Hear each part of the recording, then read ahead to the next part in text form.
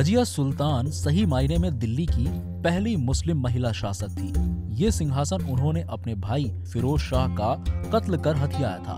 दरअसल उनके पिता इल्तुतमिश ने रजिया को ही अपना उत्तराधिकारी घोषित किया था, लेकिन उनकी मौत के बाद उनके सरदारों ने महिला को शासक मानने से इनकार कर दिया और उनके सौतेले भाई फिरोज शाह को गद्दी पर बैठा दिया। फिरोज शाह का शासन बहुत ही कम समय के लिए था। इल्तुतमिश की विधवा शाह तुर्कान का शासन पर नियंत्रण नहीं रह गया था। विलासी और लापरवाह फिरोज शाह के खिलाफ जनता में इस सीमा तक आक्रोश उमड़ा कि उसकी हत्या कर दी गई।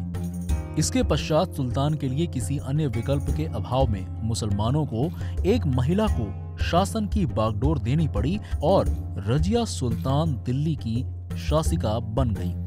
शासन कार्यों में रजिया की रुचि अपने पिता के शासन के समय से ही थी।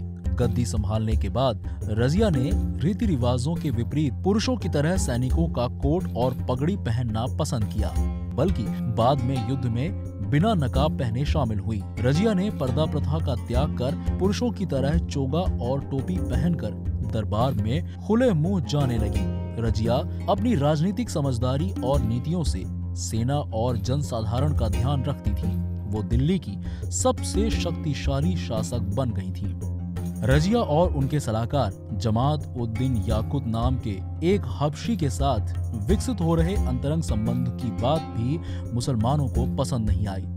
रजिया ने इस पर पर्याप्त ध्यान नहीं दिया, किंतु उसका इस संबंध के परिणाम को कम आंकना अपने राज्य के लिए घातक सिद्ध हुआ। रजिया और याकुत प्रेमी थे।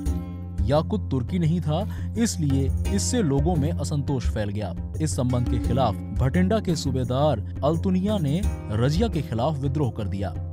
रजिया और अल्तुनिया के बीच युद्ध हुआ, जिसमें याकुत मारा गया और रजिया को बंदी बना लिया गया।